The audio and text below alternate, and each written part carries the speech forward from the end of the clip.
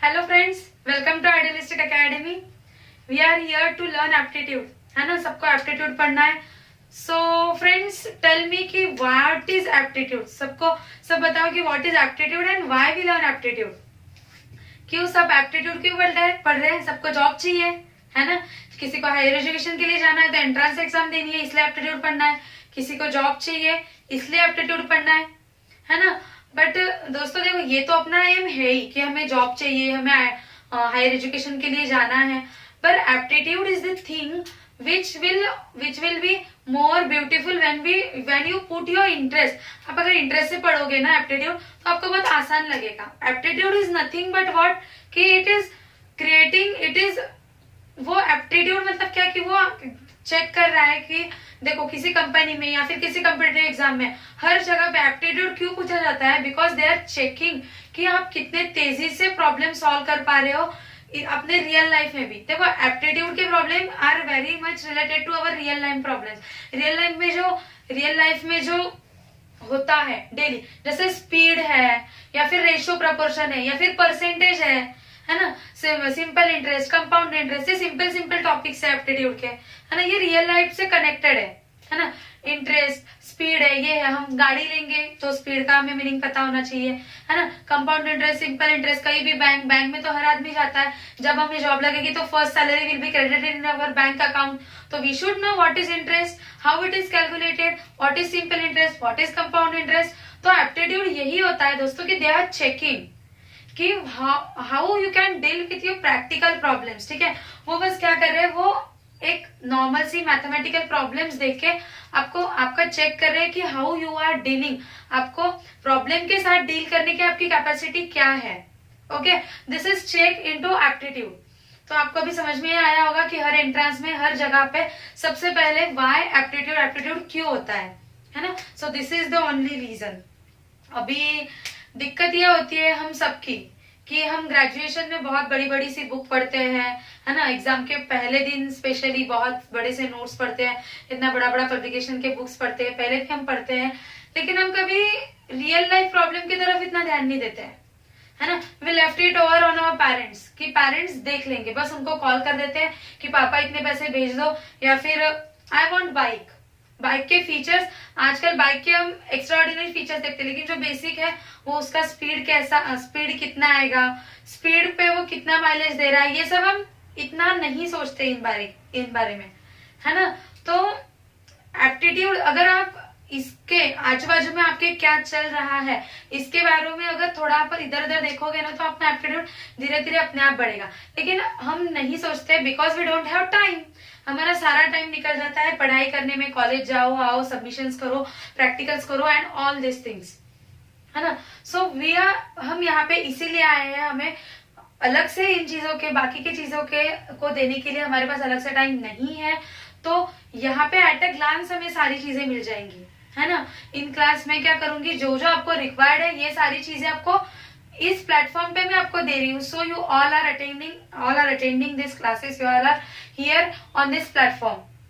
सो ज्यादा देर नहीं करेंगे, वी विल स्टार्ट। मैं आपको फटाफट बता देती हूँ कि हम क्या पढ़ेंगे। एप्टीट्यूड में जो जनरल टॉपिक्स है वो सबसे पहले पढ़ लेंगे, है ना। जैसे टाइम एंड डिस्टेंस है, उसके बाद में time and distance, ratio proportion है, पार्टनरशिप के कुछ एग्जांपल्स आते हैं, टाइम एंड वर्क के कुछ एग्जांपल्स आते हैं, कभी कभी फिगर्स दी रहती है ना। We have to identify the next figure, 3 figure दिए रहते हैं and we have to identify the 4th figure, how will be the 4th figure.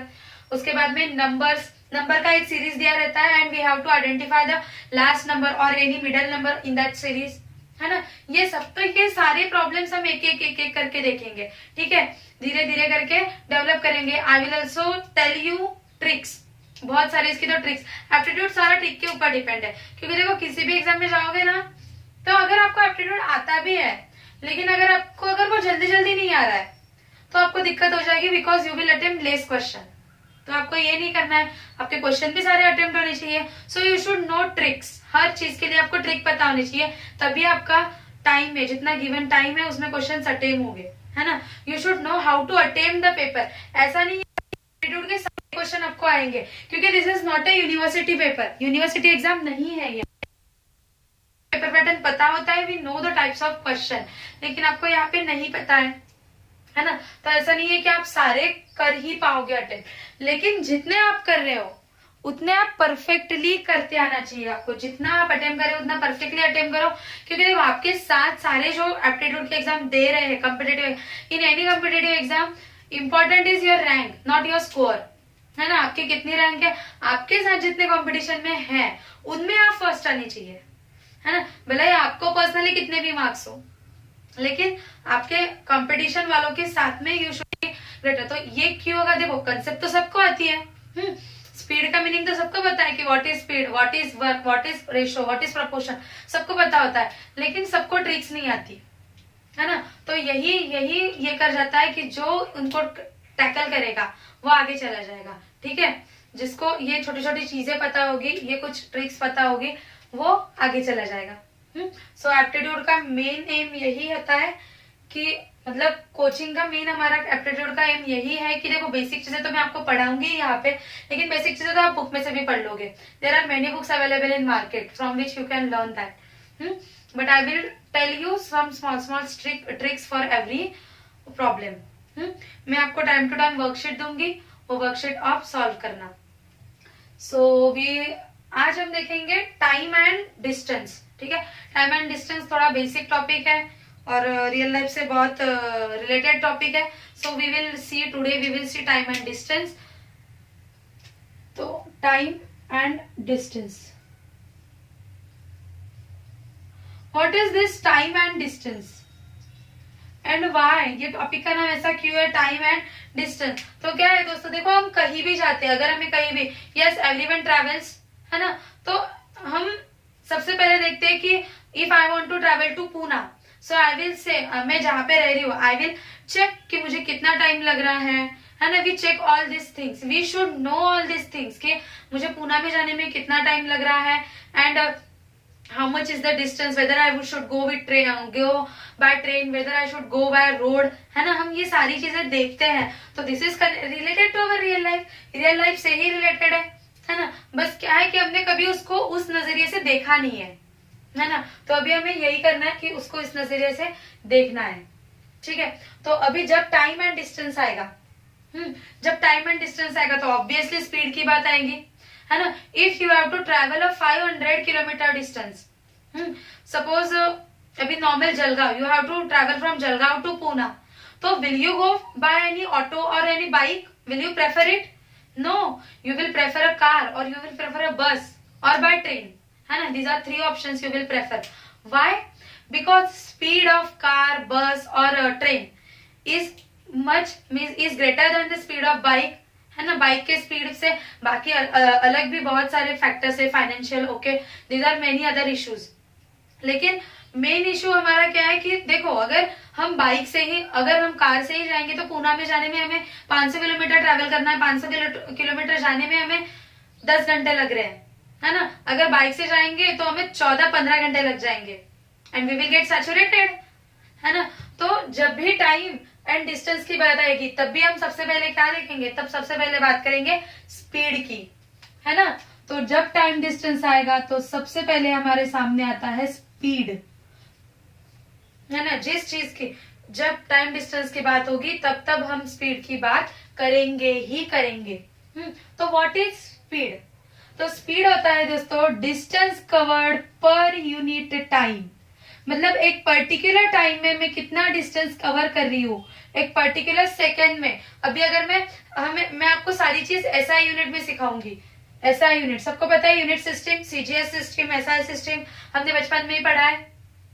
I will teach you all definitions, all system in SI unit पहले, और फिर उसका conversion कैसे करना है वो मैं आपको धीरे धीरे बताऊंगी, ठीक है। कि मीटर पर सेकंड का किलोमीटर पर आवर में कैसे करना है, ये सारी चीजें बताऊंगी धीरे धीरे, ठीक है। तो ऐसा यूनिट में मतलब देखो distance, what is the unit of distance? Metre.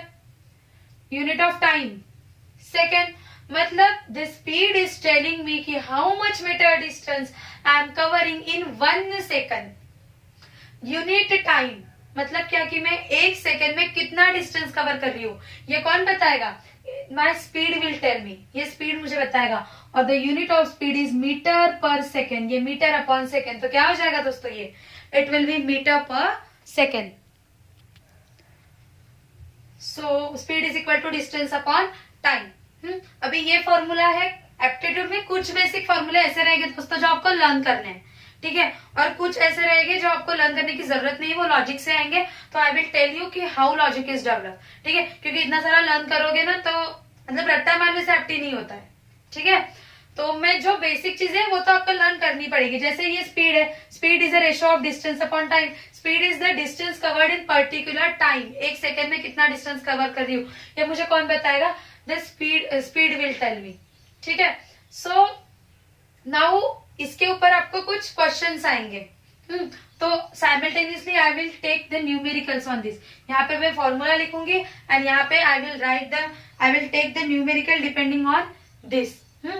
सो इसके ऊपर देखो बेसिक से हर फॉर्मूले के ऊपर इसलिए न्यूमेरिकल लूंगी क्योंकि यू विल यूज टू, आपको यूज टू होना चाहिए, आपको स्पीड इतना बढ़ना चाहिए आपको.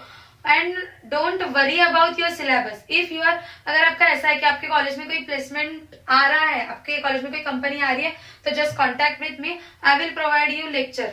ओके, मैं हर लेक्चर की समरी आपको दे दूंगी ताकि उस एग्जाम के लिए, उस कंपनी के लिए आप तभी के तभी ये कर लो, ठीक है, आप टैकल कर सको. So we will see one question based on this concept कि speed is equal to distance upon time. So the question is, a car can finish a certain journey in 10 hours. मतलब time taken by a car is 10 hours. 10 घंटे में एक car कोई journey खत्म कर रही है and at the speed of 48 kilometre per our. जिसका स्पीड है, मैं शॉर्ट पे लिखूंगी स्पीड के लिए s. स्पीड कितना है? 48 किलोमीटर पर आवर. मतलब ये हमें क्या बता रहा है कि एक घंटे में कितना डिस्टेंस ट्रेवल कर रही है? पर आवर है, इसलिए एक घंटे में कार कितना डिस्टेंस ट्रेवल कर रही है? 48 किलोमीटर डिस्टेंस ट्रेवल कर रही है. Okay, in order to cover the same distance in 8 hour. देखो फर्स्ट केस में क्या है? 10 घंटे के लिए ट्रेवल कर रही है and it is covering the distance with this speed. और सेकेंड केस में क्या दिया है दोस्तों उन्होंने? This is our first case. और सेकेंड केस में दे आर सेइंग कि टाइम, वो टाइम कितना ले रही है? Time is 8 hours. 8 आवर्स. तो how much speed it should be, what should be the speed of car so that it should cover the same amount of distance as it in first case. मतलब देखो distance जो first case में का distance है वही second case में का distance रहेगा, ठीक है. क्या बोला है, क्या पूछा है दोस्तों इन्होंने? दे हैव गिवन कि एक कार 10 घंटे के लिए 48 किलोमीटर पर आवर के स्पीड से ट्रेवल कर रही है. हाँ, एंड ये हो गया फर्स्ट केस.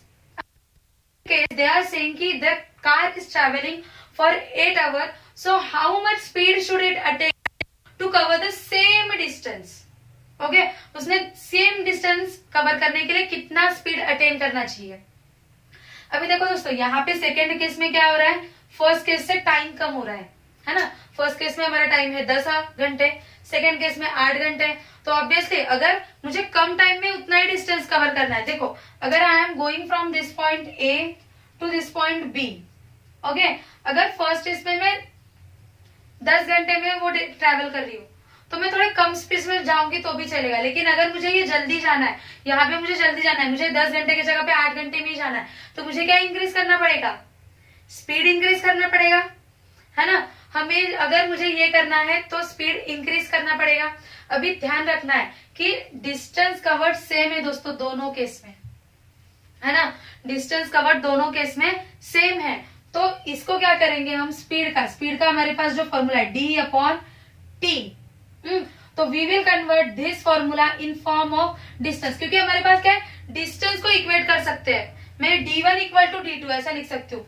मैं इसको 1 2 नाम दे देती हूँ. This is t1, this is t2, s1 s2 and this is d1 and d2. Okay, so d1 equal to d2, उतना ही अमाउंट ऑफ डिस्टेंस ट्रेवल कर रही है, इसलिए तो can I write s is equal to d/t. तो मैं इस पे से ऐसे लिख सकती हूँ ना, d is equal to s into T.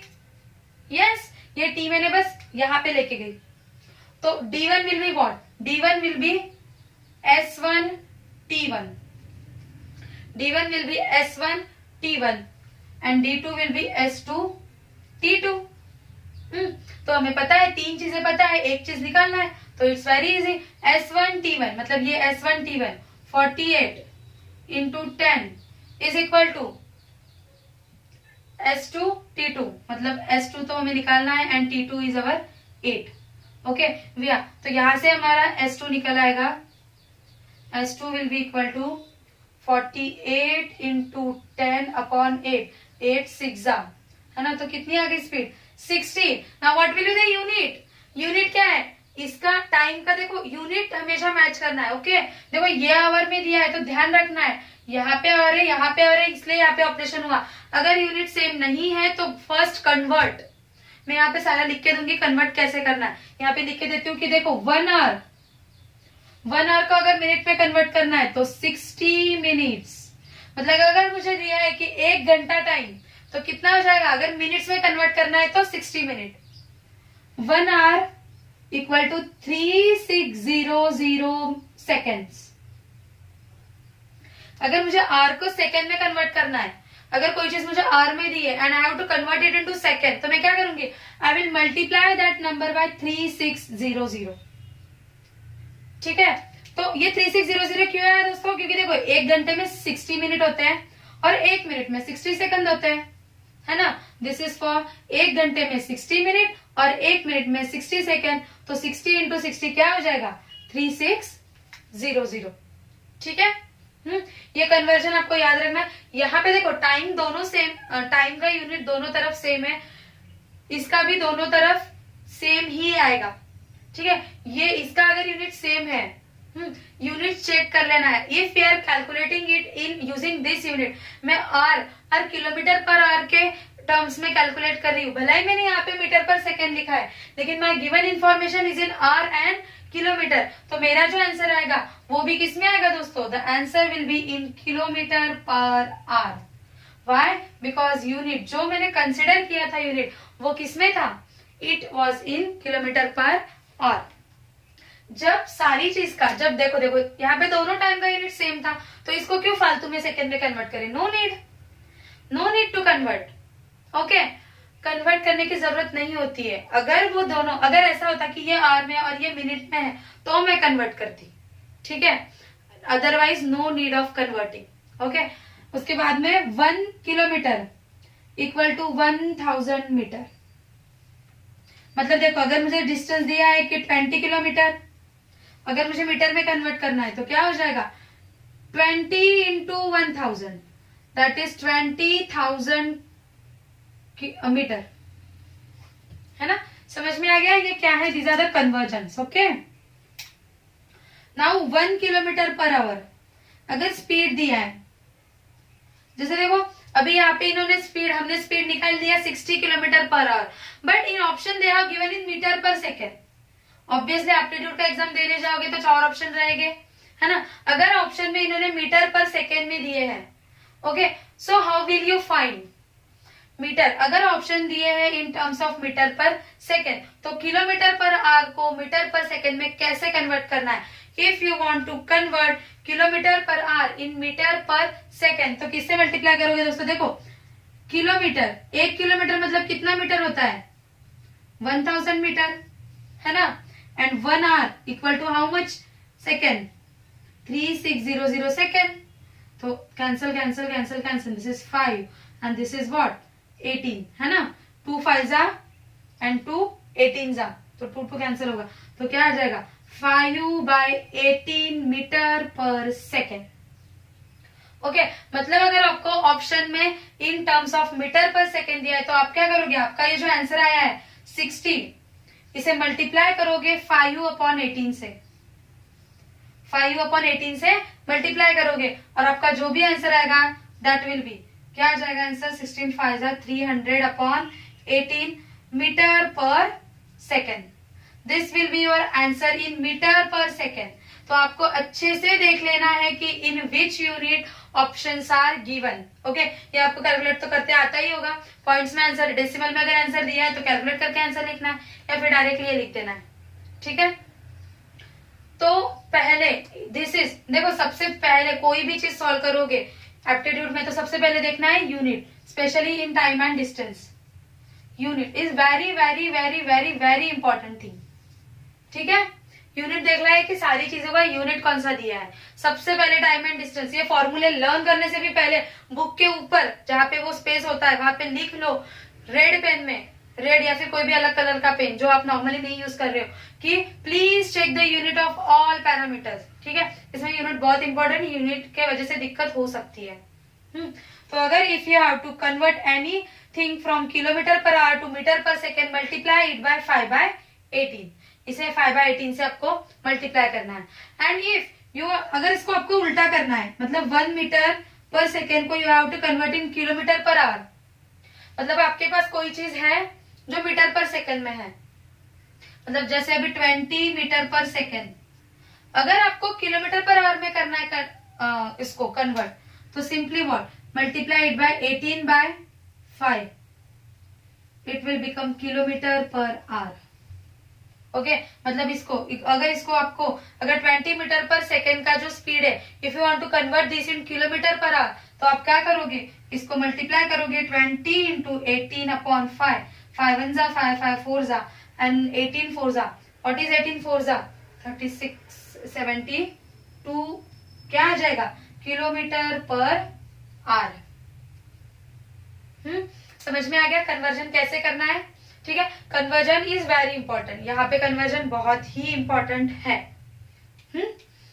इसके बाद में we will see what is average speed. हमने स्पीड तो देख लिया, ये यूनिट्स आपने, ये जो कन्वर्जन मैंने लिखा है ये नहीं लिखना है बीच में का, लेकिन ये बाकी से सारे कन्वर्जन आपको नोटबुक में लिख लेने हैं।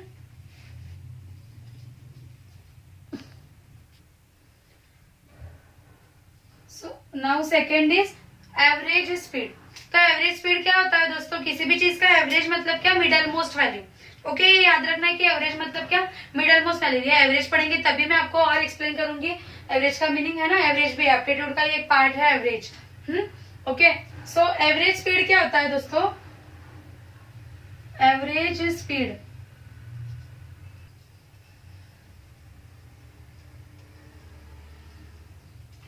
Total distance covered upon total time taken. Okay, जैसे if there is any example, अगर कोई एक लड़का है, a boy is travelling from A to D. Okay, लड़का ए टू डी पे ट्रेवल कर रहा है, such that the distance between A to B is 1 metre, B to C is 2 metre. ठीक है, बी टू सी का डिस्टेंस है 2 metre, और सी टू डी, यहाँ पे कर देते हैं D. Okay, C to D is again 2 metre. ठीक है, द बॉय ए से बी पे, the boy is walking. Okay, boy is walking and he completed this distance in 1 second. ठीक है, 1 सेकेंड के अंदर उसने ये डिस्टेंस कंप्लीट कर दिया। From B to C, B to C क्या हो रहा है दोस्तों, the boy is going by bicycle. ठीक है, साइकिल से जा रहा है and he completed this distance in 0.5 second. Okay, आधे सेकंड में ही उसने ये डिस्टेंस कवर कर दिया। And in third case again the boy is walking, फिर से ये बॉय क्या कर रहा है, द वॉकिंग, और ये डिस्टेंस कवर करने के लिए इसे लगा है 2.5 मिनट, नहीं 2.5 सेकेंड, सॉरी, कितना टाइम लगा है, 2.5 second. So they are asking कि what is the average speed of boy from point A to D, मतलब average speed. Okay, average speed of boy from point A to D. तो अभी हमने देख लिया कि what is average speed, average speed is equal to total distance covered. कितना है total distance, 1 + 2 + 2 5 upon total time taken. तो टोटल टाइम कितना हो जाएगा, 1 + 0.5 + 2.5, that is equal to 5/4 metre per second. ठीक है, बहुत ही आसान है एवरेज स्पीड, बस आपको एक कंसेप्ट पता होना चाहिए, इसलिए मैंने लिखा। क्या करना है, सीधा सीधा सारे डिस्टेंस का एडिशन कर दो और सारे टाइम का एडिशन कर दो। ठीक है, इट्स वेरी सिंपल, बहुत ही सिंपल है एवरेज डिस्टेंस, लेकिन मैंने जस्ट आपको एक आइडिया होना चाहिए इसलिए बताया है। उसके बाद में we will see relative speed. ठीक है, रिलेटिव स्पीड क्या होता है, हम सबको पता है कि स्पीड क्या होता है,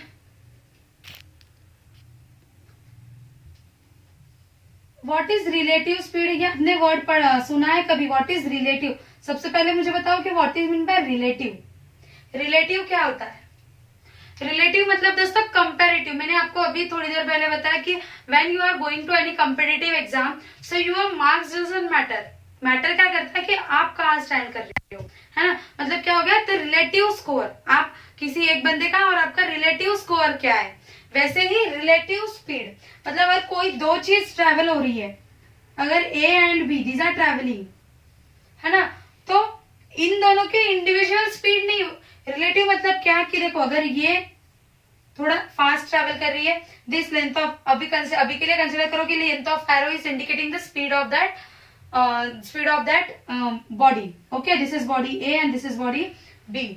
सो if this arrow is indicating the speed of body A and B is indicating the speed of body B, ये एरो इंडिकेट क्या कर रहा है, बॉडी बी की ये कर रहा है, स्पीड इंडिकेट कर रहा है। तो ऑब्वियसली देखो इसकी स्पीड, ए की स्पीड अगर ज्यादा है तो क्या होगा, ए ज्यादा आगे जाएगा, है ना, और बी थोड़ा धीरे धीरे आगे जाएगा, है ना। मतलब ये जो डिफरेंस है दोस्तों, देखो ये डिफरेंस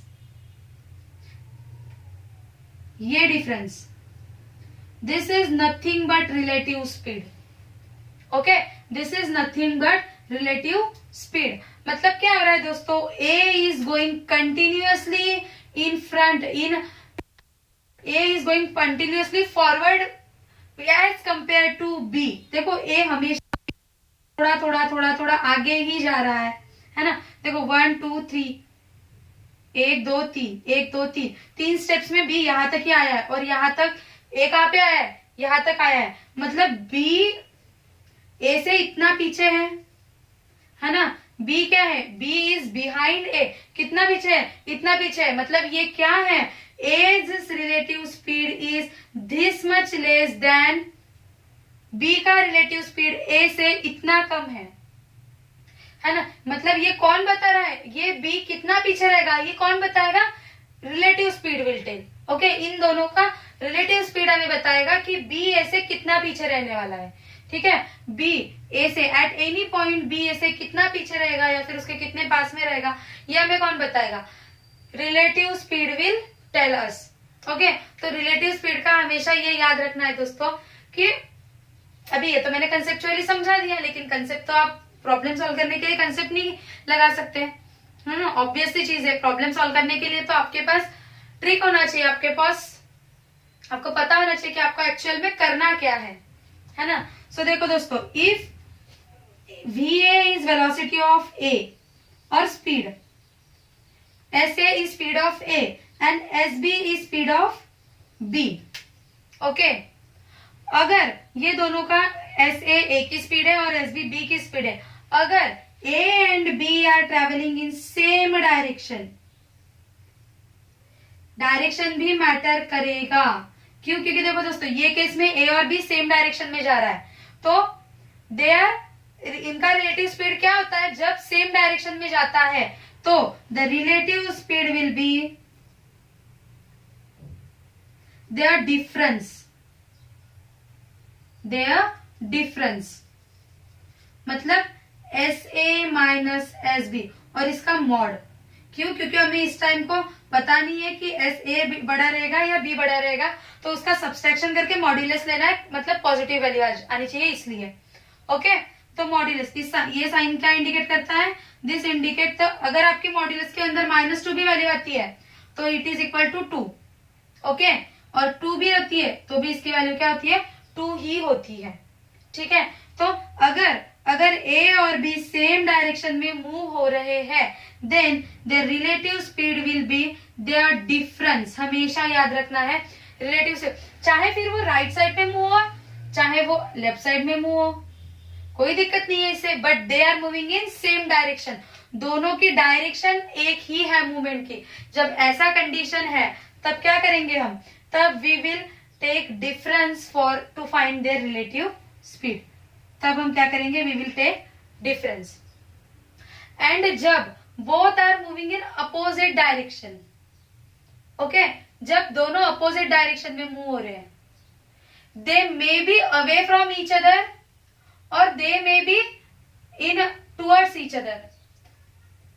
चाहे वो एक दूसरे के तरफ आ रहे हो, चाहे वो एक दूसरे से दूर जा रहे हो, लेकिन मूव तो अपोजिट साइड में हो रहे हैं। देखो ये केस में क्या हो रहा है, they are going away from each other, लेकिन देखो दोनों की डायरेक्शन अलग अलग है, एरो की डायरेक्शन अलग अलग है, मतलब they are in opposite direction, they are moving in opposite direction. जब ऐसा केस है तो always to find the relative speed, always add the speeds, at the speeds. मतलब अगर एस ए की स्पीड है और एस बी की स्पीड है तो simply add them to find the relative speed. Okay, simply what you will do, you will add them. तो ये जो रिलेटिव स्पीड है दोस्तों, इसके ऊपर क्वेश्चन आते हैं टाइम एंड डिस्टेंस में। एक न्यूमेरिकल देखेंगे इसके ऊपर।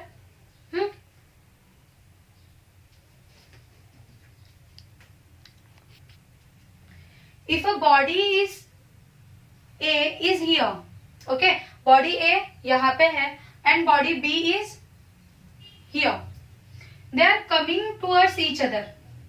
Okay, they are coming towards each other. एक दूसरे की तरफ आ रहे हैं, मतलब ये क्या है, दोनों की डायरेक्शन क्या है, अपोजिट है ना। B is traveling towards left direction and A is traveling towards right direction. A and B are coming towards each other and distance between A and B, A and B के बीच में का जो distance है, it is equal to 24 metre. Okay, दोनों के बीच में distance है 24 metre का। A आ रहा है at the speed of 2 metre per second, okay, and B is traveling at the speed of 4 metre per second. So at which time ये दोनों कहां पे, at which position, at which position and at which time they will meet each other, ये दोनों कहां पे आके मिलेंगे, they will meet each other, ये दोनों एक दूसरे को कहां पे आके मिलेंगे। ठीक है, अभी देखो अगर ये एक स्टेशनरी, अगर एक नॉर्मल ये बी बंदा नहीं होता, एक पोल होता, तो सीधा हम क्या कर लेते हैं, डिस्टेंस दिया है, स्पीड दिया है, टाइम निकाल लेते हैं, डिस्टेंस दिया है, स्पीड दिया है, टाइम निकाल लेते हैं, है ना। लेकिन क्या है, दोनों बॉडीज मूविंग है ना, दोनों बॉडीज मूविंग है। जब दोनों बॉडीज मूविंग रहेगी तो क्या आएगा, रिलेटिव स्पीड आएगा। रिलेटिव स्पीड कब आएगा, जब दोनों बॉडी मूविंग होगी। इस केस में देखो दोनों मूविंग है तो क्या आएगा, हमें क्या करना पड़ेगा, रिलेटिव स्पीड लेना पड़ेगा। ओके, रिलेटिव स्पीड लेना पड़ेगा।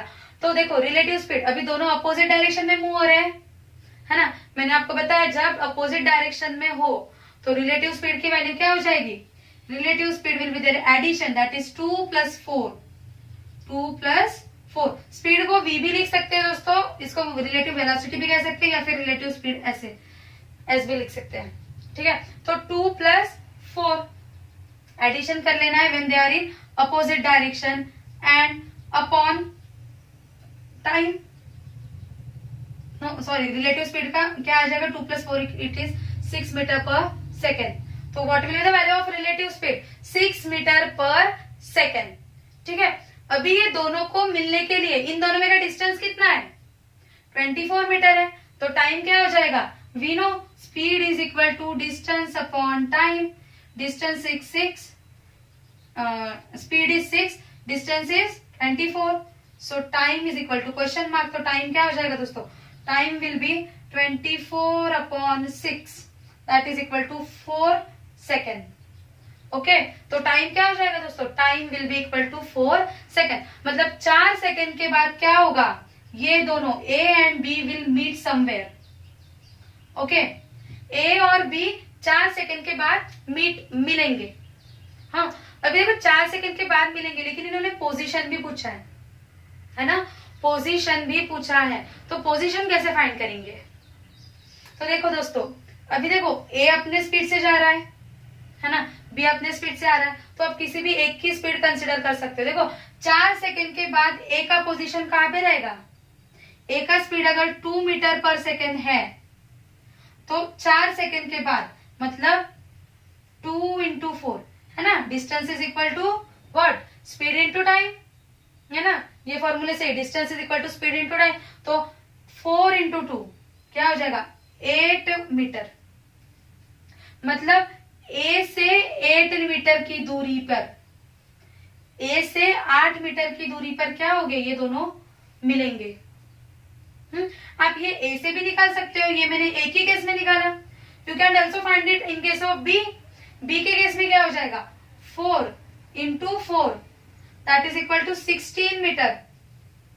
तो ये क्या बता रहा है, ये बी से, ये 4 मैंने किसका स्पीड लिया, बी का स्पीड लिया, है ना, और टाइम तो सेम ही होगा ना, क्योंकि दोनों सेम टाइम पे मीट होंगे, ऑब्वियसली मीट हो रहे मतलब टाइम सेम होगा, तो टाइम दोनों केस में 4 ही होगा। तो बी का स्पीड 4 था, तो डिस्टेंस क्या आया 16 मीटर, मतलब क्या बता रहा है ये कि बी से स्पीड 16, बी से डिस्टेंस कितना होगा 16 मीटर का डिस्टेंस होगा from B. Why, because I am considering here the speed of B. देखो सेम पॉइंट आ रहा है, चाहे आप ए से 8 किलोमीटर मेजर करो या बी से 16 किलोमीटर मेजर करो, एक ही पॉइंट आएगा। देखो अगर आपको करना है तो आप स्केल से 24 सेंटीमीटर की लाइन खींच के देखो बुक पे, और यहाँ से 16 किलोमीटर मेजर करो और यहाँ से 8 मीटर मेजर करो, एट द सेम पॉइंट यही पे आएगा पोजीशन, है ना। तो क्वेश्चन सॉल्व करते वक्त आपको ये ध्यान रखना है कि अगर वो पोजीशन पूछेंगे तो they will give you option में ऐसा देंगे कि 8 kilometre from A, 16 kilometre from A, 10 kilometre from A and 8 kilometre from B. ऐसा कंफ्यूज करने के लिए ये भी ऑप्शन दे सकते हैं। तो आपका आंसर क्या हो जाएगा 8 किलोमीटर फ्रॉम ए।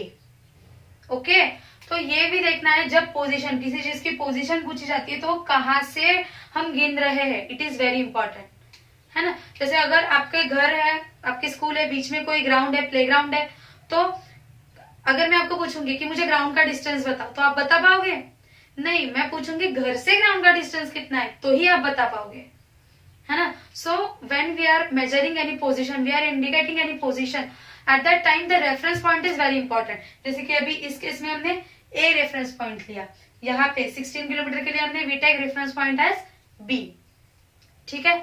और ये जो एडिशन मैंने किया है, ये ध्यान रखना है कि ये मैंने यहाँ पे आपको एडिशन बोला है, यहाँ पे सब्सट्रैक्शन बोला है ना।